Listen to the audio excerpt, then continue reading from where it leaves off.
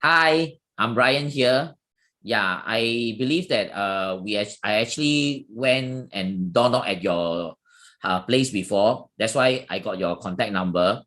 We exchanged contact, and then here I am now. That's why I'm sending you this video. Okay. Anyway, the video you're watching now is actually most of the time I'll be sharing with a lot of HDB owners on why is there a purpose to actually upgrade, or why is there a purpose to actually sell your property. So just give me about 5 minutes of your time. Just pure hearing, whether is it useful to you or not. I mean, you decide. So yeah. Okay. So usually there's two main reasons why owners sell their property or sell their HDB right after MOP. So usually the first reason is because for MOP, you don't just immediately move in straight after you ballot, you apply or you buy.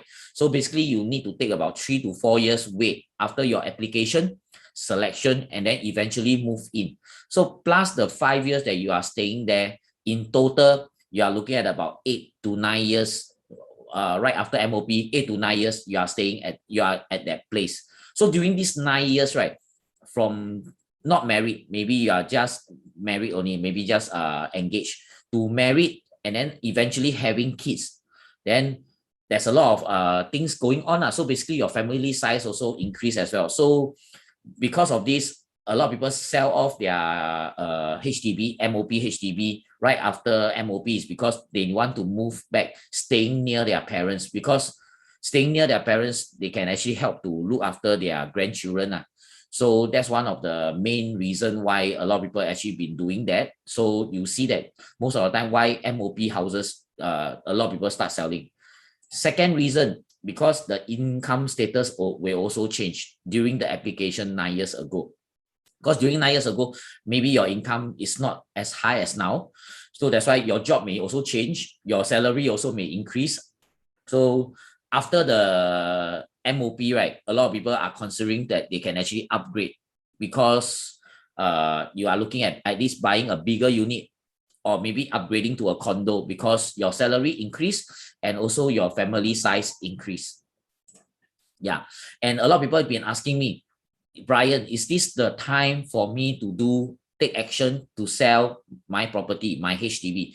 To be honest, now is the right time. If you look at this chart from HProp, right, in June 2020, the month that whereby we actually have the lockdown release, right, we lifted the lockdown, right, you notice ever since from that month onwards all the way until now, the price has always been increasing. This is the price lah. So basically you see the price is increasing as also the volume. So if you ask me, now is the right time to actually sell your HDB, because if you look at the transaction, right, actually where we are now, right, is even higher than 2013, when before they actually implemented the COV. That means having the COV. Remember last time in 2013, seller can actually check their valuation and then ask for COV. And that is the time whereby after that, you see all the prices has been always about the same.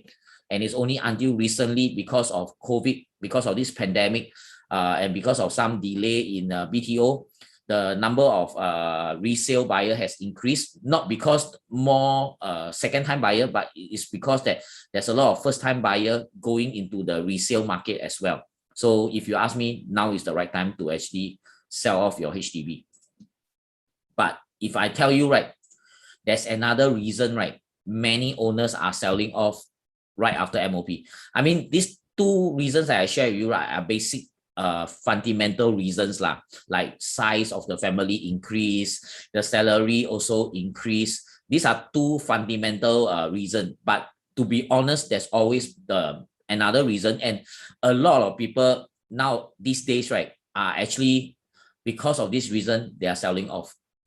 So just want to check with you, have you thought about your own retirement plans? Like example, if you are going to retire from 55 years old, and then we say that from 55 to 75, I'm not saying that we live until 75, but I'm just giving an example that if we are retiring at 55 years old, and we live till 75 years old, this 20 years of not working, because when we talk about retirement, right, we mean not working. So when we are not working, we don't have an income. So when we don't have an income, who do we depend on? It's either we depend on our children, or if not, we don't want to depend on them, we depend on ourselves. So we need savings. So how much will you need? That is something that I would actually want to relate to you. I mean, I myself will also grow old one day. I myself will also need to think of my retirement one day. So I'm also thinking about my retirement. So I put this question back to you. If for 20 years you're not working, how much would you need? So I, based on my own experience, based on my own example, if I have a fully paid property, I don't have any burden. That means I'm not going to buy any car. I don't have any car loan. Roughly a month, I may need about $2,000 for my daily needs and everything.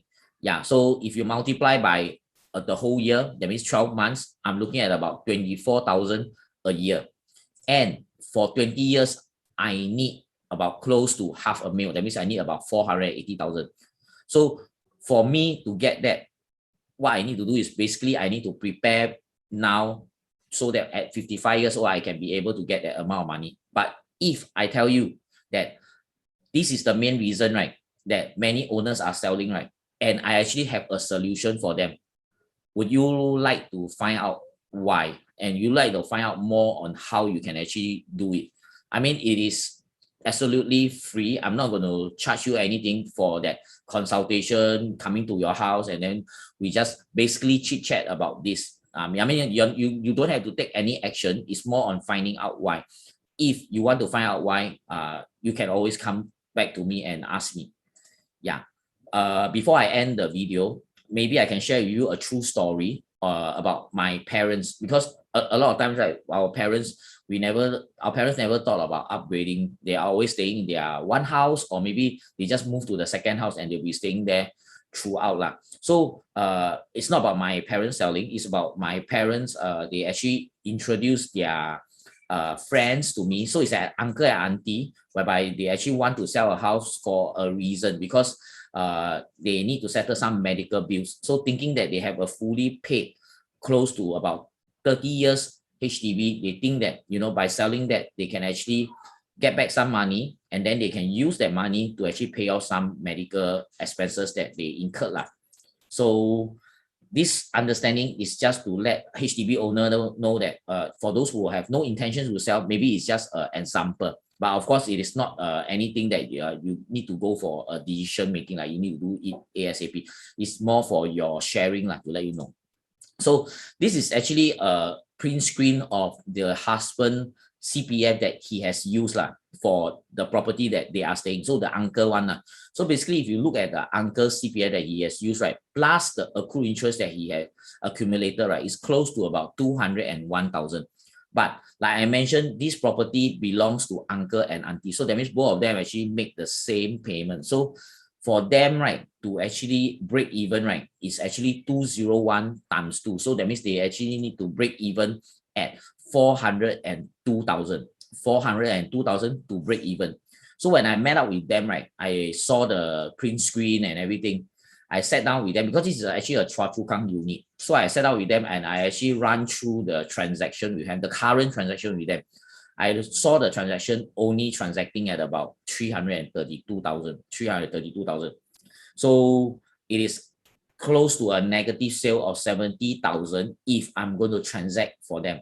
So I feel a bit heartbreaking to actually do that. So I did tell uncle and auntie, I think we can find other ways to settle the medical issue, medical expenses, because to be honest, uncle, if you are going to sell your HDB, you are not getting any money back. What you get is only CPF, but there's still negative sale. That means you don't get the full amount back.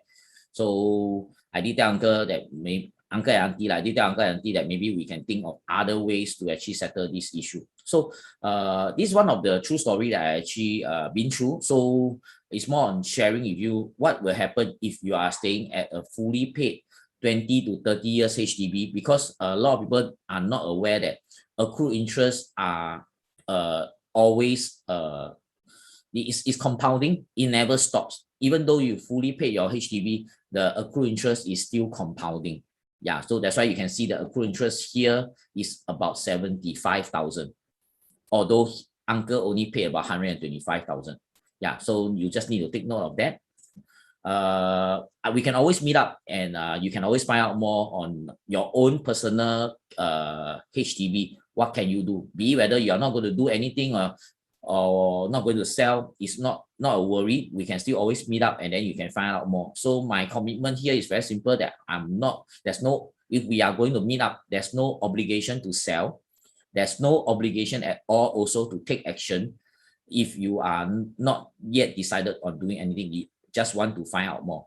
Yeah, so if you seen this video and you wish to actually hear more from me and understand more, you just reply me that I'm interested, and okay, I'll make a arrangement to have an appointment with you. So I hope to see you soon.